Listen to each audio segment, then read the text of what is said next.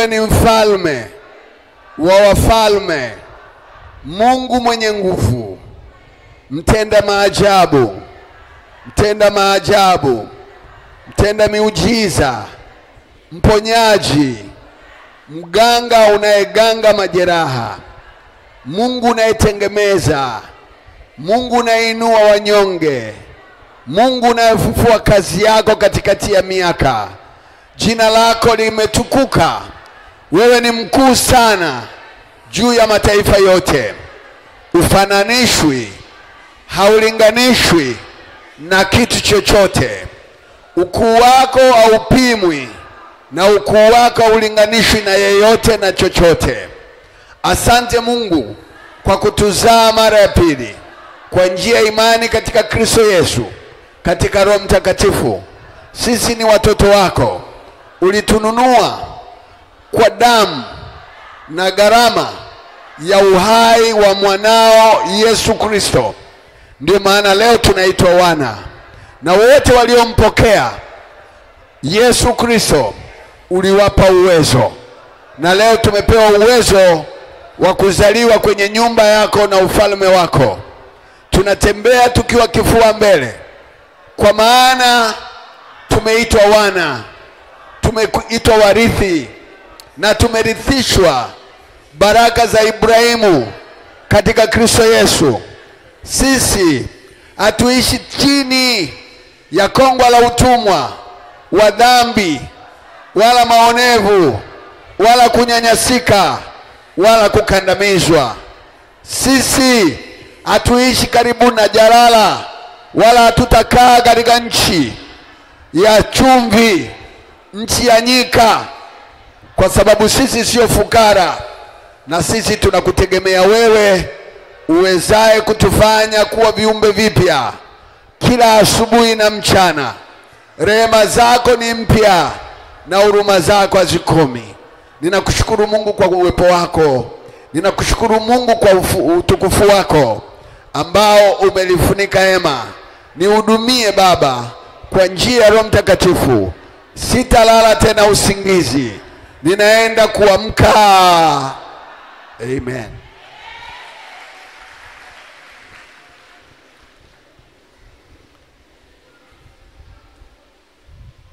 Bwana Yesu asifiwe. Wangapi anaweza akabashiri nafundisha nini?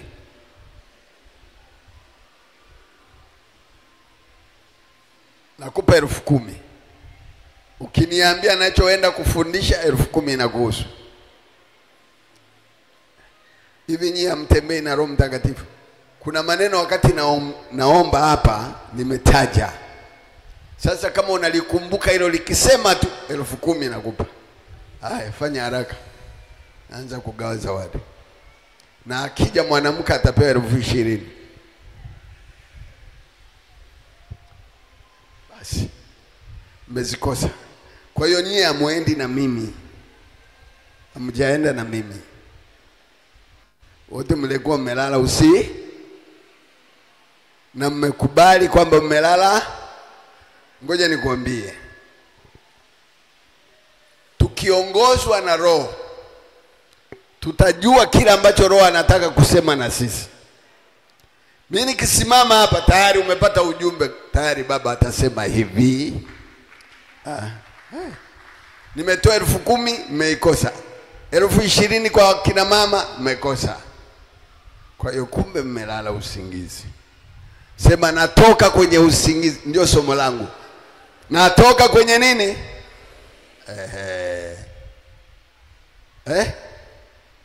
Bado umelala.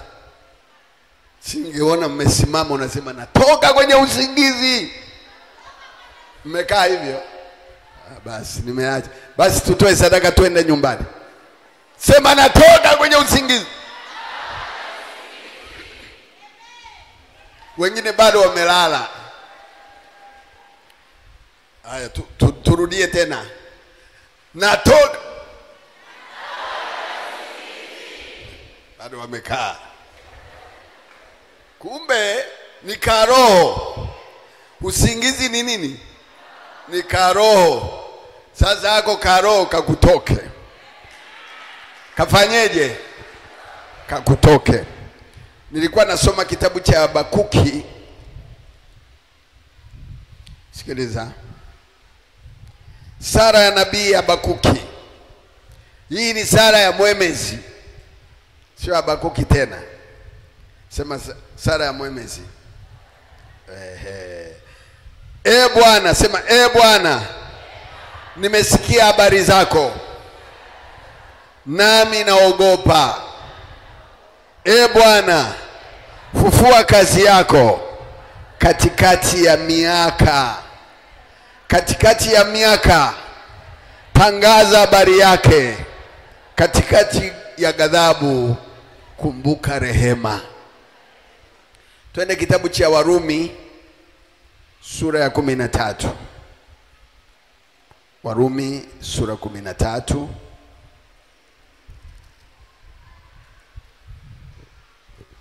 mstari wa 14.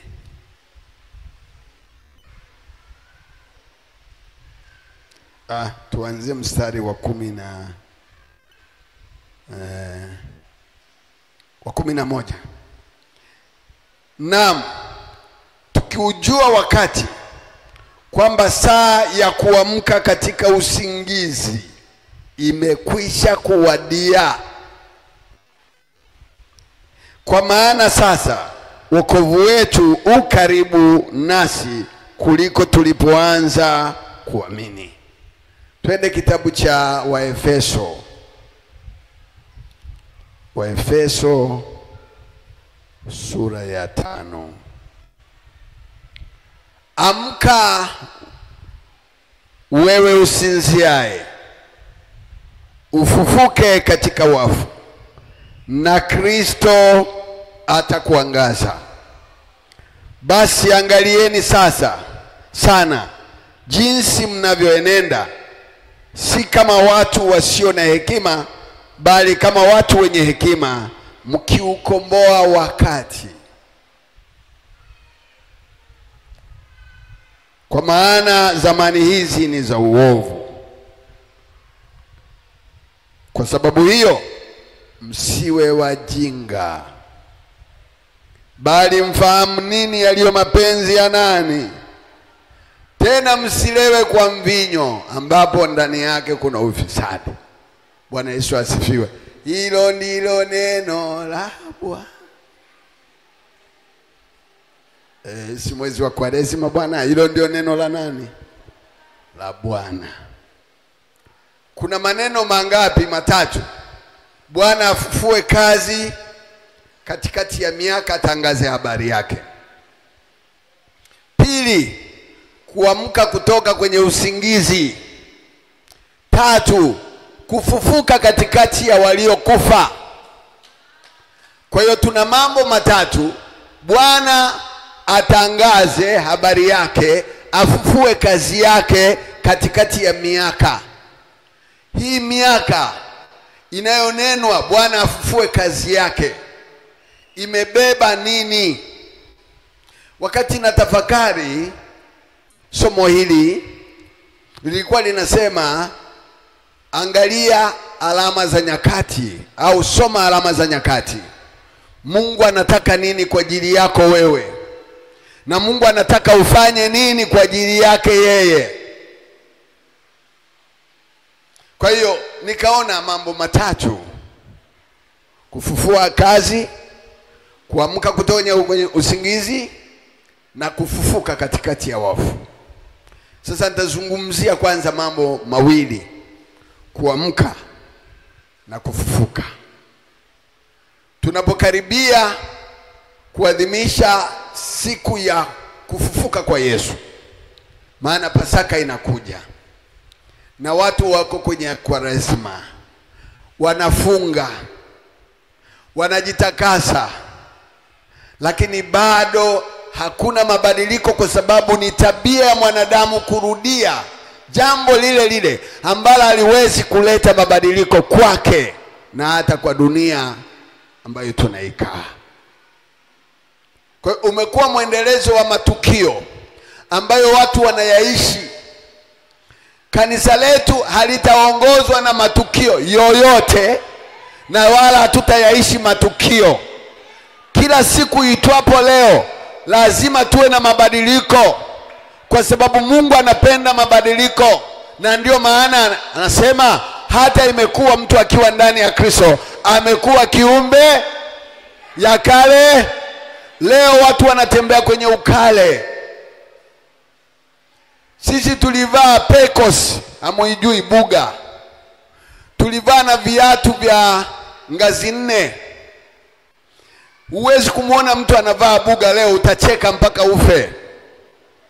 Ukimuona mtu amevaa pekos, utacheka mpaka ufanyeje?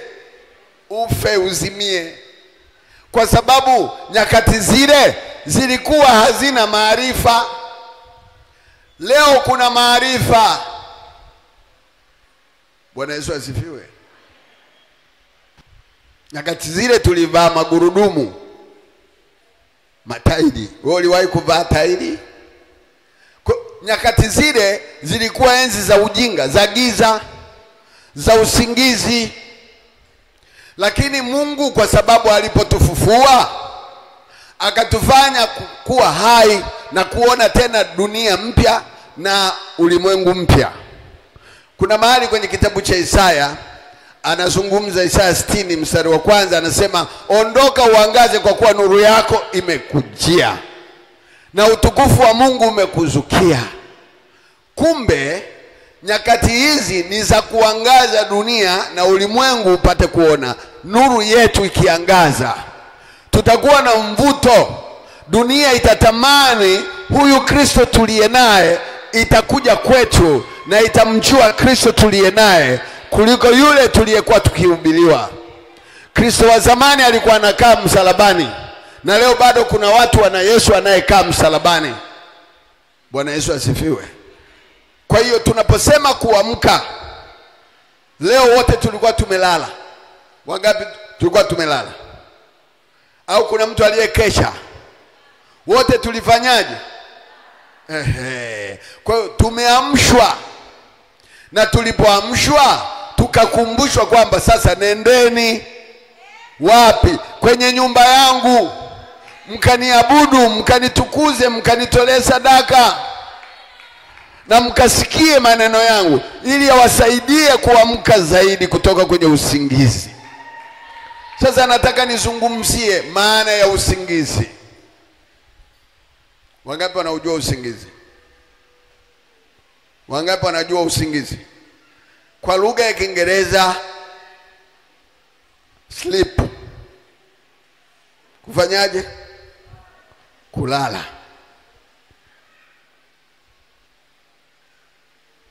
Amka wewe usinziae. Na usingizi maana yake nini? Ni sehemu ya kupumzisha ubongo kwa muda. Kinacholala sio mwili, ni ubongo. Unakuwa haufanyi kazi, lazima upumzike. Mnanisikia maana yake? Ubongo ndio unafanyaje? Mtu mwenye tatizo la afya ya akili anakosaga usingizi.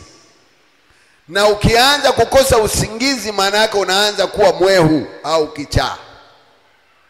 Kuna dawa wanapewa, kuna injection wanachomwa, kuna vidonge wanapewa ili anywe apate usingizi, na asipolala anaamka kutembea hata usiku.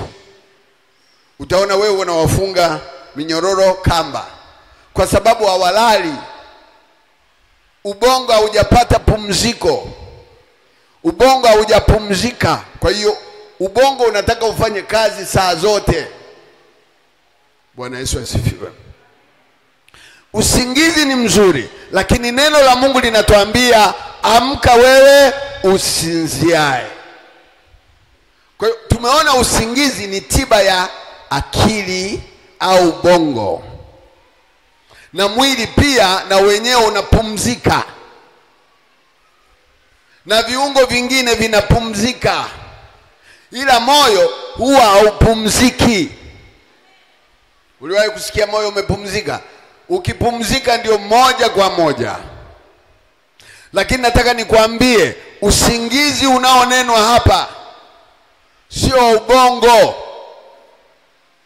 sio kulala, ni moyo wako una usingizi. Haujui majira haya yanasemaje, Mungu anasemaje. Na ndio maana Habakuki anamwambia Mungu, Bwana, tangaza habari yako,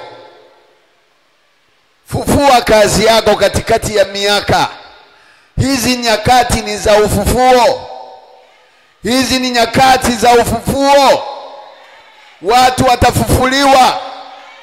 Maana yake nini? Watatoka katika hali zao za ujima, mambo ya ukale, tabia mfu au mafu ambazo zinaendeleza kudumaza mtu asijue cha kufanya katika maisha yake. Nimesema dunia inakimbia sana, na ulimwengu hauko katika hali yetu tulionayo sasa. Wao walishaamka zamani, wanalala kwa muda mchache, wanavumbua vitu vikubwa sana, na ndio wanaotutengenezea madawa.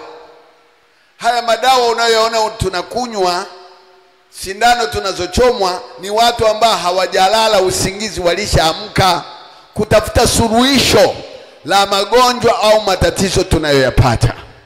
Kwa sababu kuna watu wanaoona, walio tayari kukesha, wanaukomboa wakati wao, wanautumia kwa faida ili wewe uje unufaike. Nataka wewe uwe ni miongoni mwa watu watakaonufaisha maisha ya watu wengine katika maisha yako. Usiwe mtu anayelala. Mtu ambaye anayelala anaitwa mvivu. Ukisha kuwa mvivu, huna chochote ambacho unakiwaza, na wala huwezi kutenda chochote cha maana kwenye maisha yako, na watu watakuona wewe ni useless, hauna faida, na wala huna faida ya kukaa katikati ya hiyo jamii, kwa sababu huwasaidii. Kama unasaidia watu, watu watakutamani kukuona ukiendelea kukuishi, na wataendelea kukuombea ili uwepo, kwa sababu wewe ni mtu wa manufaa, wewe ni mtu wa muhimu sana. Kitu chochote kikikaribia kufa huwa hakitumiki. Mgonjwa akikaribia kufa analala, wanaanza kumgeuza, wanaanza kumlisha, wanaanza kumuosha, kwa sababu tayari kuna usingizi wa milele umeishaanza kukamata nafasi. Kwa hiyo usingizi ni nusu kifo. Usiukubali usingizi ukaja ukaleta nusu kifo kwenye maisha yako.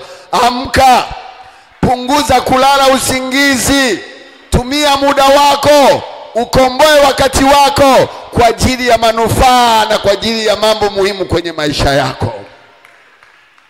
Leo kanisa kama lingekuwa linafundisha kama Mwemezi anavyofundisha, nafikiri kanisa lingekuwa ni mfano wa kuigwa. Leo wasanii wasingekuwa wana nafasi kuongea na rais, wana michezo wasingekuwa na nafasi kubwa kupata pesa nyingi, kwa sababu kanisa limelala. Nuru yao haionekani, nuru yao imezimika, wamelala. Hatuna mvuto hata kwa viongozi wa kisiasa. Anakuja kupata nini? Utamuuzia maji na chumvi, kwa sababu yeye amini kwenye maji na chumvi, lakini anakuona wewe ni bogus, na atakupongeza kwa sababu ya ujinga wako, kwa sababu kanisa limelala. Leo kanisa linatakiwa kuwa kielelezo, barua inayosomeka kwa watu walioko nje, wajue kabisa hawa wana Mungu aliye tofauti na sisi. Siku moja Mfalme Nebukadreza, baada ya kuwatupa wakina Shadraka kwenye tundu la simba na wale wakina Abednego kwenye tanuru la moto, walipookoka akawaliambia taifa yote aliyokuwa akitawala, akasema Mungu akina Danieli, Meshaki na Abednego, huyo ndio Mungu ambaye dunia yote inatakiwa imwabudu huyo. Kwa hiyo mtu atakayesema vibaya juu ya Mungu huyu auawe. Kwa hiyo likatolewa tangazo, kwa sababu ndani ya kina Danieli walimuona Mungu asiyezimika, walimuona Mungu ambaye hajafa, waliona nguvu ya kuzima moto, waliona nguvu ya kufunga makano ya simba. Leo kanisa liko wapi? Kanisa limelala. Tunalia kama wanavyolia, tunalala njaa kama wanavyolala njaa, tunasema hali ngumu kama wanavyosema.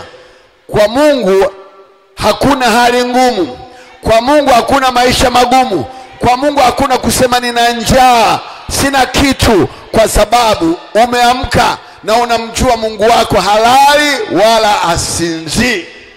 Tuna Mungu ambaye yuko macho, ambaye hati mguu wako usogezwe. Sisi tunasema Mungu amechelewa, tunasema Mungu amekawia, tunaomba maombi marefu na tunamuita Mungu ashuke. Usiku nilichukia sana kijana yule ameweka nyimbo, sijui ni msabato sijui na alikesha, kaweka wimbo ulikuwa naimbwa na mwanamke, sikumbuki vizuri, lakini unasema Mungu ushuke uje ututetee. Maisha magumu hapa duniani na tunatamani tuje mbinguni. Kwenda kufanyaje? Utaenda na masuruali yako mbinguni? Mungu ana shida na wewe uende mbinguni kufanyaje? Huo ni usingizi. Kuna nyimbo zingine wanazoimba wanadhani kwamba wanamfurahisha Mungu kumwambia matatizo. Mungu hahitaji kuambiwa matatizo. Mungu anahitaji kutukuzwa katika roho na kweli. Kanisa tuko wapi? Baada ya kusifu Mungu, kutukuza Mungu na kuonyesha kila alichokukabidhi ufanye, ulete matunda, unabaki kumwambia shuka Bwana, uje ututetee, utupiganie. Akupiganie kwa nini? Danieli alisema wakitutupa kwenye moto, tunaye Mungu anayeweza kuzima moto. Wakitutuma kwenye tundu la simba, tunaye Mungu aliyeumba simba. Na sisi ni zaidi ya simba wa kabila la Yuda. Sisi ni zaidi ya simba. Simba hawezi kukurarua kwa sababu unaye Mungu ambaye haliwi na simba. Unaye Mungu ambaye hachomwi na moto kwa sababu yeye ni moto ulao. Leo nataka nikuambie, Mungu tuliye naye ni zaidi ya moto. Mungu tuliye naye ni zaidi ya simba. Mungu tuliye naye ni zaidi ya matatizo. Amka. Amka. Watu wamelala. Kanisa limelala. Sikiliza mafundisho. Nasikiliza mafundisho mpaka yananikera. Mtu anarudia mafundisho niliyofundishwa mwaka 80. Sihitaji kusikia mimi mafundisho ya namna ile. Nataka nionyeshwe njia, wapi niende, nimekwama wapi, ili nitoke hapo nilipokwama, nisogee mbele, ili Mungu wangu aonekane kwenye maisha yangu. Usiniambie habari za historia, sababu historia haiwezi kunisaidia. Sisi huko tulifundishwa kina Mkwawa, sijui alifanyaje, chifu nani wa Majimaji, sijui Mtemi Mirambo. Leo Mirambo anakusaidia, Mkwawa anakusaidia. Ni kweli historia ni nzuri kujua tulikotoka, lakini sio vitu vya kushika. Tunataka kutoka imani hadi imani, nguvu hadi nguvu, utukufu hadi utukufu. Hiyo ndio imani yetu. Kwa hiyo mtu aliyeamka hawezi kuwa na udelele mdomoni. Atanawa, atajiangalia kwenye kioo, atavaa nguo nzuri, atajipulizia perfume ili atoke aeleweke huko anakoenda. Anajipanga kwa mambo yake yajayo. Haendelei kulala. Huwezi kutoka kitandani na shuka ukatembea nalo mtaani. Unaweza? Unaweza? Niliwahi kuona watu fulani wanaamka, anaenda kwa jirani na mswaki wa kijiti. Ushawaona? Na miongoni ni wewe.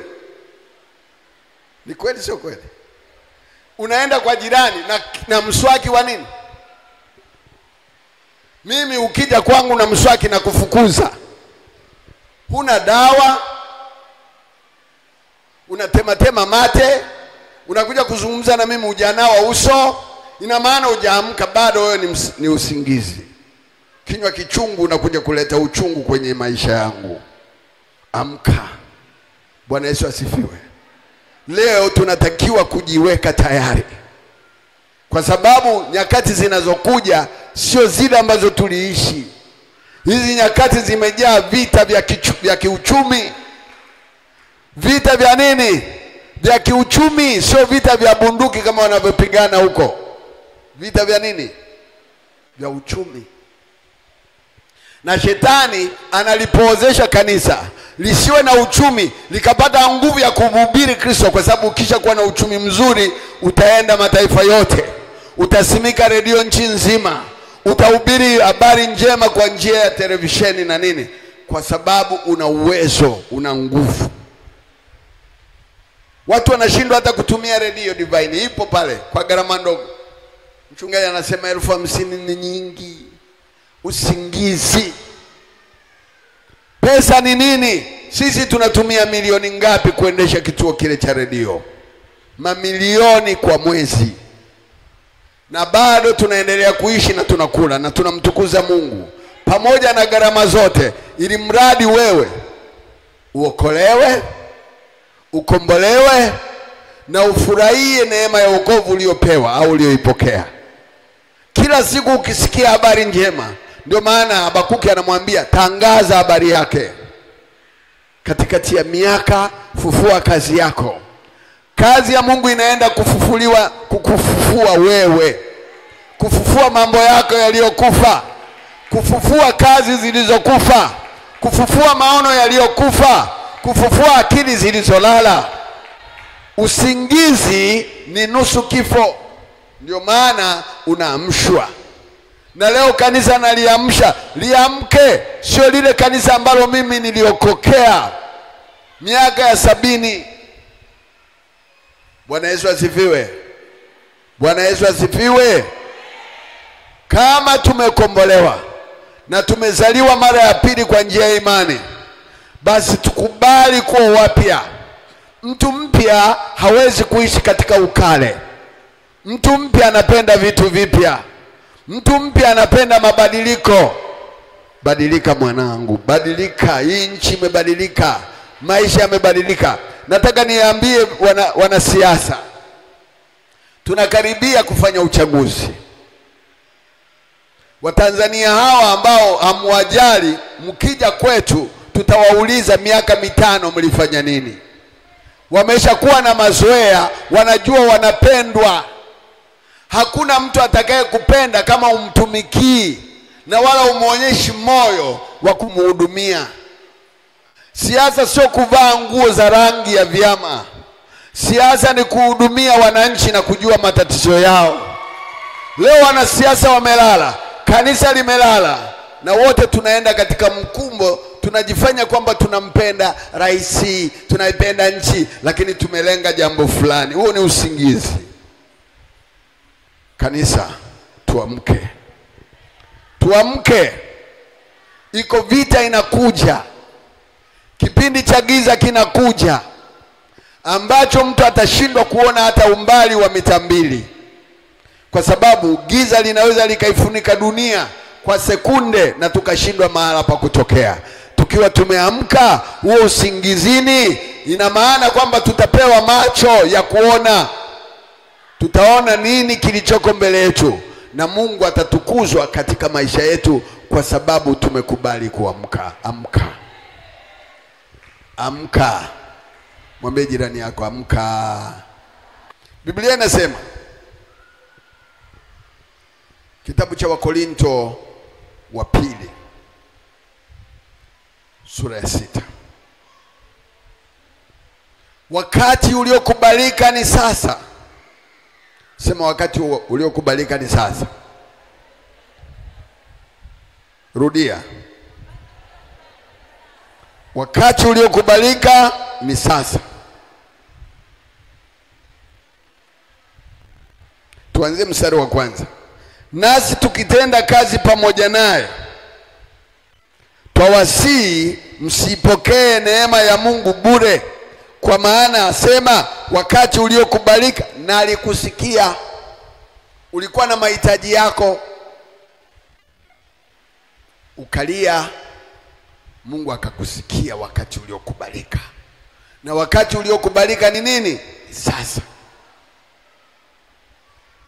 Na siku ya wokovu nalikusaidia.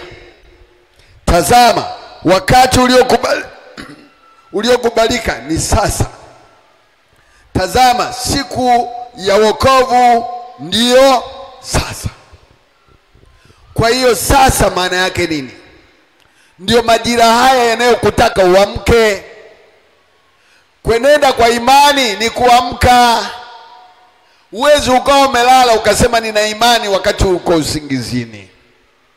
Wenzio wako kazini, wewe umelala unasema mimi nina imani. Mungu atafanya, atatenda. Hakuna kitu kama hicho, na hakuna Mungu wa namna hiyo. Mungu anatutaka tuamke. Kanisa liamke. Mahali unakofanya kazi lazima watu wakuone mtu wa tofauti.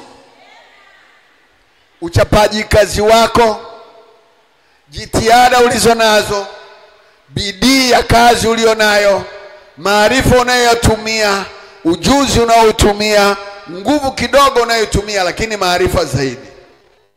Lazima wakutofautishe kati yao na wao, kwa sababu wewe umeamka. Mtu aliyeamka hawazi vitu vidogo vidogo, hawazi mambo madogo madogo, anawaza mambo makubwa na anayasimamia na anayatekeleza ili ndoto yake itimie. Ndoto yako haiwezi kutimia kama unaendelea kulala unaota tu. Wakati umeamka ndio ndoto zako zinaweza kutimia. Haziwezi kutimia ukiwa unaendelea kulala. Wasumbu wanasema mwagona, ogona. Wasumbu mpo? Wasukuma kulala mnahitaji?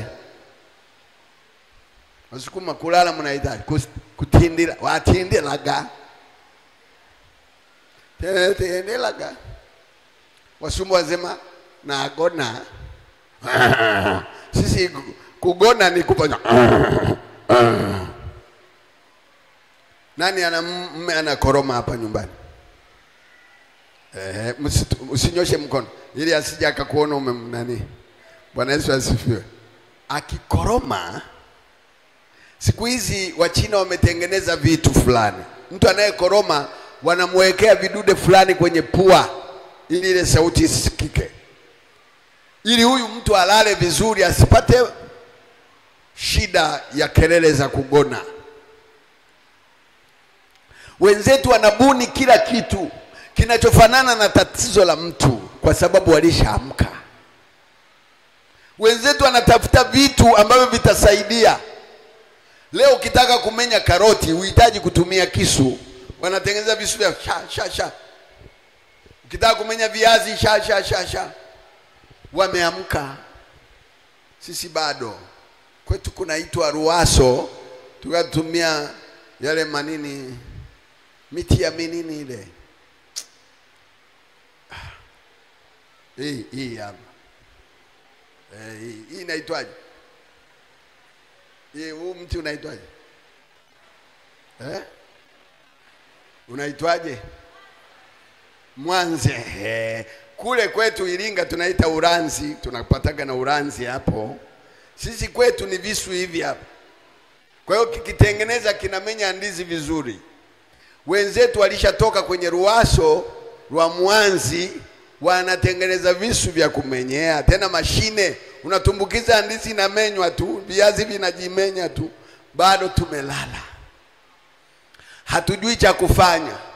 Ukipata neema ya kwenda China, agiza mashine inayoweza kukusaidia kutengeneza vitu kirahisi nyumbani kwako. Mama asikae na anashika ule utomvu wa ndizi, atachafua nguo, kuja kunawa lazima atumie mafuta na sabuni, kucha zitakuwa na matope na nini. Wenzetu walishaamka. Dunia tuliopo sio dunia ile ya zamani. Kanisa leo lazima litoke kwenye dunia ya zamani liingie kwenye ulimwengu mpya, lianze kuangazia ulimwengu. Watu watamani hiyo injili tunayofundisha. Leo ngoja nikwambie, mimi nina ushuhuda, ninatokaga hapa naenda mpaka wapi na wapa watu lifti. Mtu akisha nijua anaanza kuniambia story. Wewe ndio fulani ninayekusikia. Sema ndio. Yaani wewe baba umenisaidia, ingawa mimi ni Muislamu, lakini elimu yako imenisaidia. Leo nimebadilika. napata ushuhuda kwenye magari. Hapa sioni mtu anayeshuhudia. Wote wamekaa tu. Washuhudie nini? Kwa sababu wanaogopa, hawana cha kushuhudia kwa sababu bado wamelala. Wanasubiri Bwana ashuke. Kuna wimbo wa mchungaji mmoja simtaji unaimba, shuka Bwana shuka. Mungu hawezi kushuka kwenye hali ya ujinga wa namna hii. Mungu anashuka mahali ambako watu wake wako tayari kuona utukufu wake na kuupokea. Na huo utukufu wao uonekane kwa watu na ulimwengu uone huo utukufu wa Mungu kwenye maisha yao. Mungu anakuwepo katikati ya watu ambao wanampa utukufu. Sio kumwambia Mungu ashuke. Mungu sio roboti na wala atumwi wala amrishwi. Mungu ni Mungu aliye mtakatifu, anayeketi katika kiti chake cha enzi, anayesujudiwa na malaika na majeshi ya wale wazee 24. Maserafi na makerubi wanatupa taji zao kwa sababu yeye ni mtakatifu. Kwa hiyo sisi watoto wa Mungu lazima tujue namna ya kumuinua Mungu kwenye maisha yetu, katika kazi tunazofanya, vitu tunavyovifanya, maisha yetu ya jamii na familia, namna tunavyojenga mahusiano yetu na watu. Utukufu wa Mungu lazima urudi. Kanisa likiwa limelala, maana yake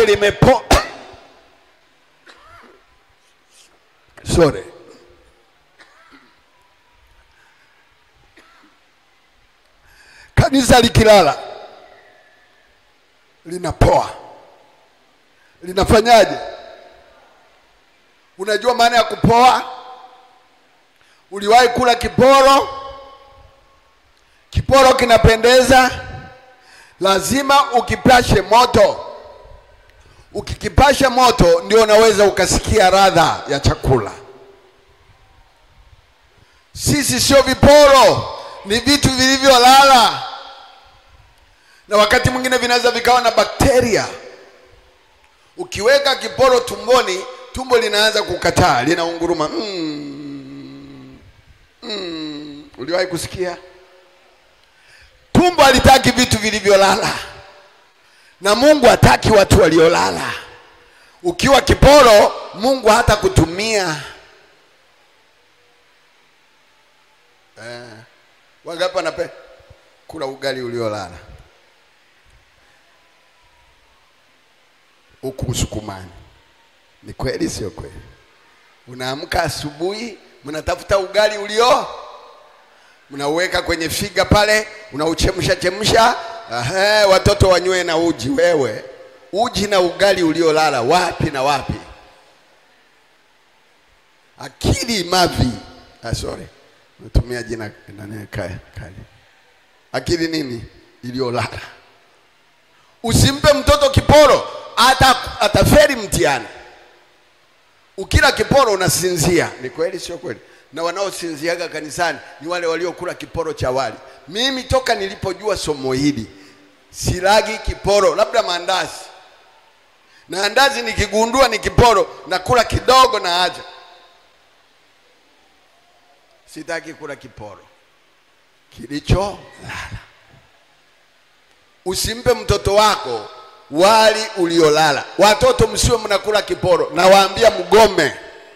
Ninawafundisha kugomea kiporo. Pika kidogo, amka mapema, pika chakula cha moto. Usimpe mtoto viporo.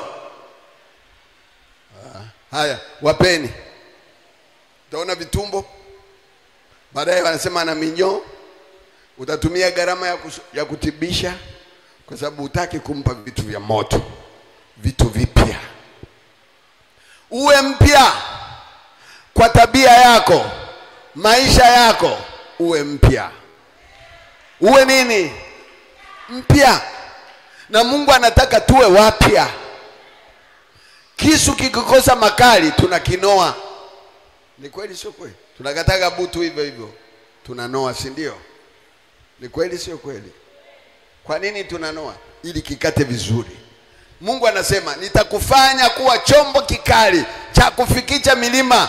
Maana yake nini? Popote unaweza kupita. Hakuna kitakacho kuzuia kwa sababu wewe ni chombo kinachoweza kupenya mahali popote. Wakikuwekea kikwazo, unasema mimi ni chombo cha kufikisha nini? Mlima wote hauwezi kuzuia hatua zako za kutembea. Ndio maana Yesu akatupa imani ndogo ya kuhamisha milima. Ndogo tu. Uwe chombo kikali. Mtu aliyelala sio rahisi akajua hata nilichokuwa na ubiri hapa. Hebu mshtue ndugu yako kwenye usingizi, muulize baba alikuwa anasemaje.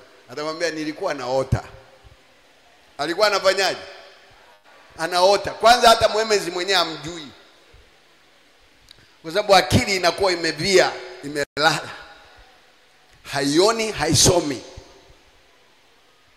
Wakikuamsha usingizini, wakakupa hesabu, utakosea tu. Kwa sababu bado ubongo haujarudisha zile memory. Ukiwa umelala ni kama ubongo umechanganyika. Wa kushoto, wa nyuma anaita blankata, medula blankata, hii inaitwaje? Mnajua nyie. Kuna wa hapa na wa huku. Sasa unakuta wa huku umeenda mbele na wa huku umerudi nyuma wakati umelala hivi. Bwana Yesu asifiwe. Ukiamshwa lazima ukosee kwa sababu ubongo bado umelala. Zile memories zimechanganyika. Huwezi kukumbuka. Hawa wanaotumia kompyuta atakwambia leo kompyuta imetugomea. Inajirestart kwa sababu kuna mafaili yamejichanganya na mafaili mengine. Ukilala usingizi maana yake memory card yako haiwezi kusoma kwenye kompyuta. Ubongo wa huku umeenda mbele na wa nyuma umerudi nyuma. Bwana Yesu asifiwe. Utaanza kuzungumza habari za wafu. Jana nimeota bibi yangu aliyekufa. Memory card imekufa. Maana yake unatuzungumzia juu ya waliokufa. Biblia inasema fufukeni katikati ya waliokufa. Na kuna mahali ukisoma kile kitabu cha Wakorintho wa pili pale sura ya 6 anasema tokeni katikati yao, mkatengwe mbali nao. Tunatoka katikati yao na kutengwa mbali nao nani? Hao watu wa dunia ambao hawajui Mungu tuliye naye. Hawamjui kabisa. Wakipata matatizo wanapiga simu na wanataka waombewe kwenye simu kwa sababu bado wako kwenye usingizi. Wanadhani maombi ni kama uganga wa kienyeji. Ukija hapa sio kwa mganga wa kienyeji. Mbunge fulani hapa tulimuombea akaleta mifuko 100 kama mnamkumbuka. Siku moja akaniita, nimepita hivi, nilikuwa sio natoka ndani kapita pale. Akaniambia sisi ni wahemba wako. Wahemba maana yake nini? Wahemba ni wateja wa mganga. Kwa hiyo anasema huyu muhemba wako nimemhamisha huko na haji kanisani kwa sababu muhemba atakuwa kuna vitu anapungua, ila wewe unatuombea. Wanasubiri kipindi cha uchaguzi, utawaona wamekuja kuombewa kwa mganga. Mungu sio mganga wa kienyeji. Toka kwenye usingizi. Na ndio maana leo tuna waganga wastaarabu. Wamefifisha imani za watu. Hawafundishi kweli ya Mungu. Ukijua kweli unawekwa huru mbali na ujinga. Ukimfahamu Mungu wa kweli na wala utaenda kwenye mambo yao yale ya mapokeo, sijui liturujia, sijui vitu gani, ibada ya msala, havitakuwepo kwako. Utamtafuta Mungu wa kweli na anasema nitafuteni kwa maana mnapatikana. Mungu yuko tayari kupatikana mahali popote ukiwa unajua yuko tayari kusikia. Sema kuna mahali aliita watu hawakusikia. Kuna mahali alikuja akaita hakukuta mtu. Watu wote wamelala usingizi. Na wezi wanaiba wakati watu wamelala usingizi. Na shetani anajua Wakristo wengi wanalala usingizi. Anawaibia baraka zao. Anawaibia ujuzi wao. Anawaibia vipawa vyao. Anawaibia akili zao na ufahamu wao. Kwa kisha kuibia unabaki peke yako, unabaki unalia. Unamuita Mungu ashuke kwa sababu wewe ukukaa macho. Biblia inasema kesheni. hana maana kwamba tulale tunaomba tu. Tukeshe katika roho, tufufuke katika roho, mioyo yetu iwe wazi kupokea na kusikia Mungu anachotaka. Bwana Yesu asifiwe. Kanisa likijua kwamba Mungu wetu sio roboti, Mungu wetu sio mganga, Mungu wetu sio mtu wa kutuma kama tunavyotumwa sisi na viongozi wetu. Unajua Mungu ni nani? Mungu ni mheshimiwa mkuu sana, mtukufu. Kwa hiyo ukiwa umeamka na unajua Mungu haguswi wala asogelewi, hawasemi uongo, hadanganyi wala hadanganyiki, huyo ni Mungu ambaye anahitaji kusikia maneno yanayotoka kwenye kinywa cha mtu aliyeamka. Mtu aliyelala anaweza akakurupuka usingizini akasema chochote, akazungumza habari ya ndoto zake. Biblia inasema mwenye ndoto na aache ndoto zake na aseme neno lake.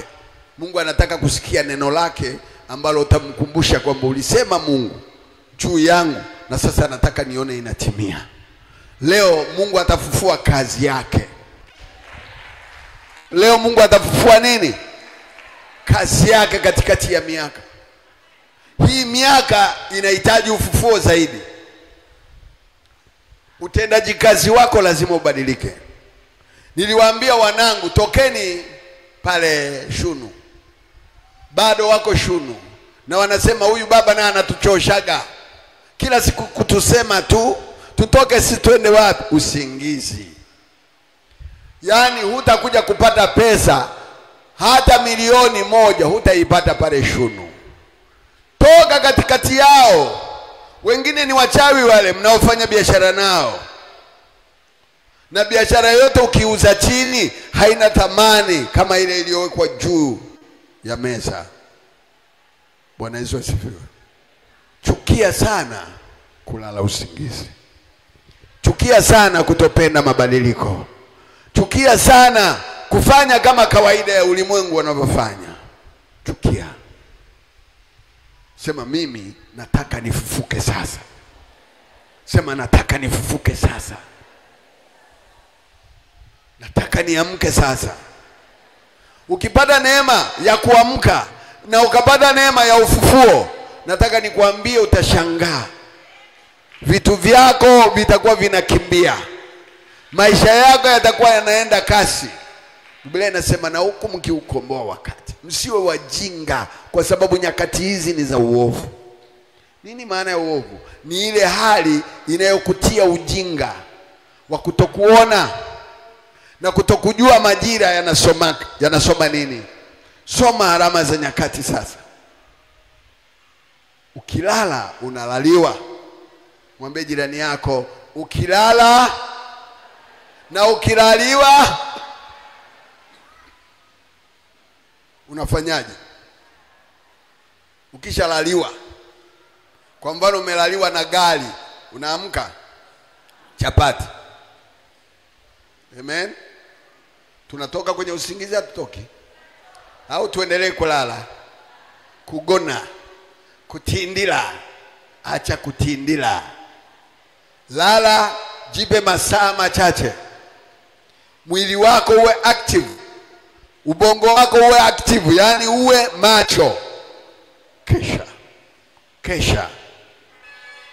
Kesha. Bwana Yesu asifiwe. Usijichoshe kwa ajili ya mambo yasiyokuwa na faida. Unajua kuna mtu anachelewa kulala, yuko kwenye TV. Haleluya.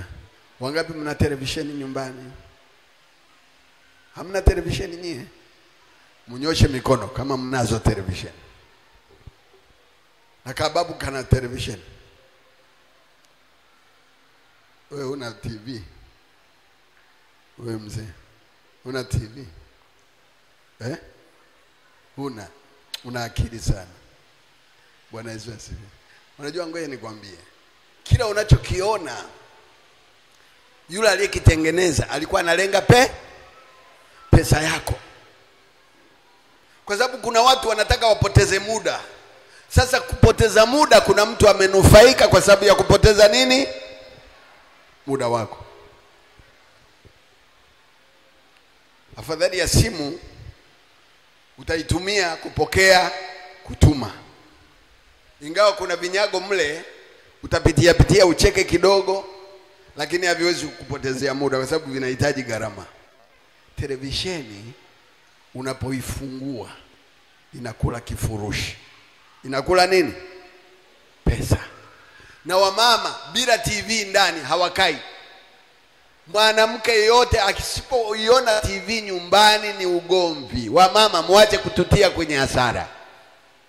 Nimewasifu lakini kuna tatizo. Hujanunua TV. TV ndio mume. Wakati mnaoana mlikuwa na TV. Si imekuja baadaye. Acha kununua kifurushi. Mke wangu pamoja na umri wake, usiponunua kifurushi ananuna. Hivi sijanunua, nimemwambia hivi, kama TV ndio Mungu basi nimechoka. 35,000 ngapi kila mwezi? Mnashinda pale mnaangalia, hawana kazi ya kufanya. Nasema mnatuacha tu tuko gizani. Giza linaletwa, nuru inaletwa na TV. Usingizi. Mimi nisiangalia TV na kuzidi wewe unaangalia TV. Angalau napata mawasiliano na Roho Mtakatifu. Napata muda wa kupanga mipango yangu, mambo yangu. Wewe uko mwingine anachelewa kulala, yako pale kwenye usingizi. Na wazungu wameshajua wakupumbaza ni hawa ambao bongo zao zimelala. Wape ma TV, weka tamthilia, wasome, wasikilize, wacheke, wao napata hela. Nyie umepata nini? Usingizi. Ukiangalia season kuanzia saa 4 saa ngapi mpaka saa ngapi, kuna mama hapa alikuja kutubu kabisa, alikuja hapa akanaambia, baba umesema kweli. Yaani hakuna kitu kilinishika kama season. Tunalalaga saa 9. Sasa mume wako unamuona saa ngapi? Muulize mume wako unamuona saa ngapi? Kama ndoa haijakushinda wewe, usingizi. Dunia inatafuta namna ya kukamata fikra zako. Biblia inasema hatukosi kuzijua hila, fikra za shetani zinazotulaza usingizi. Wanakugawia vitu vya kijinga. Lala mapema, amka mapema, fanya kazi yako mapema. Vile visikupotezee muda. Na watoto, kuna watoto wengine yani kama nyumbani hakuna TV anatoroka kwenda nyumba ya jirani. Mimi yule kijana wangu yule Kevi ambaye hajaoa mpaka leo, alikata fence ya jirani pale, kulikuwa na mwanajeshi. Rafiki yangu Kanari alishakufa sasa hivi. Kevi kaenda wapi? Akitoka shule anajua naenda kwa Kanariliwa hapa. Kapasua michongoma fence ile, anapenya hii. Mpaka chakula mnakuja kumuita. Alipenda TV mpaka leo. Usingizi na degree zake. Usingizi na nini? Unajua kusoma hakuondoi ujinga. Hakuondoi. Unaweza ukasoma lakini ukabaki na kaujinga ka vitu. Vitu vikatawala akili yako, mfumo wa maisha yako. Usingizi ni mbaya. Mwambie jirani yako usingizi ni mbaya. Na hasa unaoletwa na vitu vinavyoshawishi, vinavyovuta. Mwanafunzi akipenda TV lazima atafeli. Mama akipenda TV lazima ataunguza. Na wengine mnajaza chumvi sababu ya nini? Huku anawaye mshika mbili moja. Usingizi. Tunatoka tutoki. Muendelee kulala tu. Maana TV simenunua ili mstarehe. Hamna starehe mle, mnaibiwa. Ni pesa inaondoka hiyo. Na unajichelewesha kupanga mambo yako. Na uweka utaratibu nyumbani kwako. Taarifa ya habari ikiisha, funga. Au ukiona wanakumbua usinunue kifurushi. Wanaangalia taarifa ya habari ya ITV basi. Sema unaanza kutufundisha ukoloni. Sawa. Tumechoka kununua vifurushi. Tumechoka? Kwani tuna mambo mengi ya kufanya. Leo ukitoka kwenye usingizi mpendwa, utajenga nyumba nzuri, utanunua gari zuri.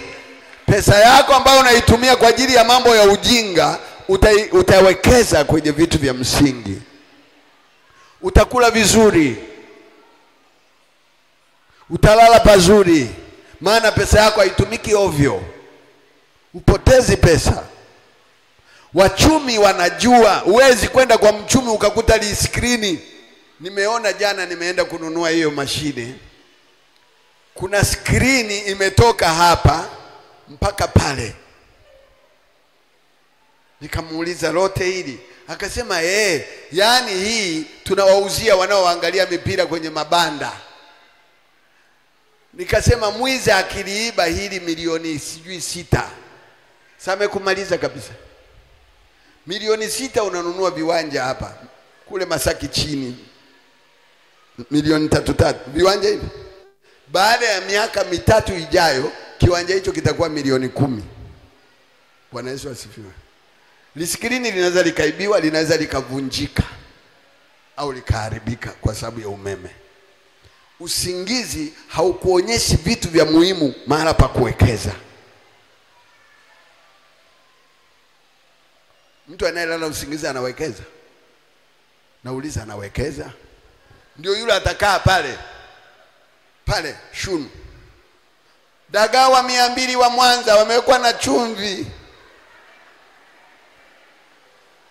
Kawale wale dagaa, utakuwa kama dagaa na akili zako zitakuwa dagaa. Hata miogo sinunui, nitaenda kununua CDT. Hata kama unauza we mwanangu, sinunui hapo. Na kupita siwezi kununua vitu vya chini. Naenda kule tena natafuta meza. Hapo nikiona umevaa vizuri ndio nanunua kwako. Na uderede mdomoni sinunui. Bwana Yesu asifiwe. Amka. Toka kwenye usingizi. Nishawaambia vijana, acha kuendesha baisikeli. Mgongo baada ya ukija kufika umri wangu hapa, hauna kazi. Na mwanamke atakukimbia. Mgongo. Bodaboda endesha kwa muda. Baisikeli endesha kwa muda. Cherehani, kama unaendesha cherehani, weka mashine ya umeme.